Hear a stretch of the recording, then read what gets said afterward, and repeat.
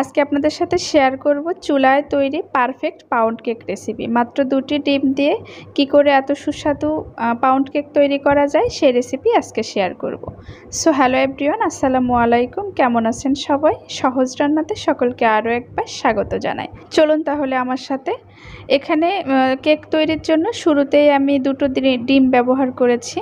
তো আমি এখানে 2টো ডিম নিয়ে নিলাম, একেবারে নর্মাল তাপমাত্রায় রাখা যে ডিম সেটাই নিয়ে নিলাম। সাথে দিলাম 1 কাপ পরিমাণ চিনি আর দিলাম স্বাদ মতো একটুখানি লবণ, কারণ মিষ্টি খাবারে লবণটা দিলে খেতে ভালো লাগে। আর লবণ না দিলেও হয়, কেউ পছন্দ করলে দেবেন, না হলে প্রয়োজন নেই। তবে আমার কাছে যে কোনো মিষ্টি খাবারে লবণটা দিলে আমার কাছে ভালো লাগে আর কি।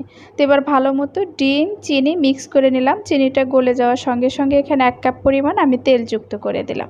এখানে আমি সয়াবিন তেল যুক্ত করে দিয়েছি 1 কাপ পরিমাণ। আপনারা চাইলে তেলের বদলে বাটারও দিতে পারেন অথবা ঘি ব্যবহার করতে পারেন, তবে আমি এখানে তেলই ব্যবহার করেছি।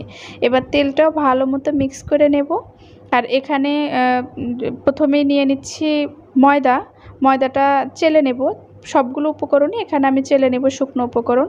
এবার দিয়ে দিলাম বেকিং পাউডার 1/2 টেবিল চামচ পরিমাণ, আর 1 টেবিল চামচ পরিমাণ দিয়ে দিলাম কর্নফ্লোর, আর দিচ্ছি গুঁড়ো দুধ 2 টেবিল চামচ পরিমাণ।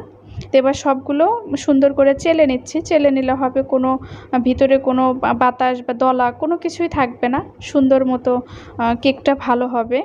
তো এবার অল্প অল্প করে সবগুলো শুকনো উপকরণ এবার ডিমের সাথে মিক্স করে নেব। অল্প অল্প করে দিচ্ছি আর মিক্স করে নিচ্ছি, তাহলে দলা পাকার কোনো সম্ভাবনা থাকবে না। 2টো ডিমের সাথে কিন্তু আমি 2 কাপ পরিমাণ ময়দা যুক্ত করে দিয়েছি, সেটা বলতে ভুলে গিয়েছিলাম। তো এখন আমি এখানে ভ্যানিলা এসেন্স দেব।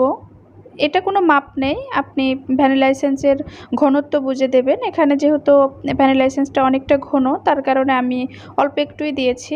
যদি পাতলা হয় বা ঘ্রাণ কম বেশির উপরে ডিপেন্ড করে যে আপনি কতটুকু দেবেন। তো এই তো ব্যাটারটা এরকম পর্যায়ে যখন আসবে তখন আর আমি কোনো কিছু ব্যবহার করব না এখানে। তো যে মোল্ডে বসাবো সেটাই একটু তেল দিয়ে নিচ্ছি, টিস্যুর সাহায্যে তেল ব্রাশ করে নিয়েছি, আর নিচে একটা বেকিং পেপার দিয়েছি।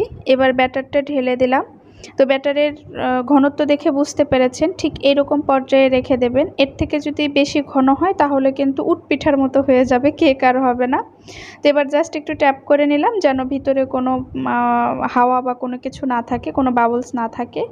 তো এবার হচ্ছে আগে থেকে চুলায় আমি এখানে খেয়াল করেছেন কিনা, নিচে কিন্তু কাগজ দিয়েছি এবং তার উপর একটা স্ট্যান্ড দিলাম, তার মধ্যে আমি বসিয়ে দিলাম। চেষ্টা করবেন চুলায় কেক তৈরির ক্ষেত্রে অ্যালুমিনিয়ামের পাতিল অথবা অ্যালুমিনিয়ামের ঢাকনা ব্যবহার করার জন্য।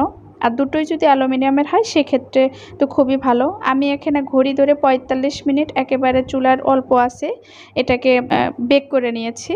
তো এই যে দেখতেই পাচ্ছেন কেকটা কিন্তু আমার হয়ে গিয়েছে এবং সুন্দর মতো হয়েছে, কোথাও কোনো কাঁচা নাই, কোনো কিছু নাই। একটা স্টিকের সাহায্যে দেখিয়ে দিলাম। তো এই যে দেখুন কি সুন্দর আমার চুলায় কিন্তু তৈরি হয়ে গেছে পাউন্ড কেক, এবং কেকটা খেতে কিন্তু খুবই মজা হয়েছিল, অসাধারণ হয়েছিল।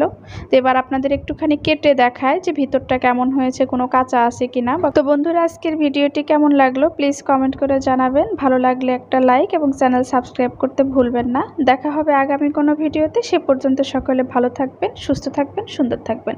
আল্লাহ হাফেজ, আসসালামু আলাইকুম।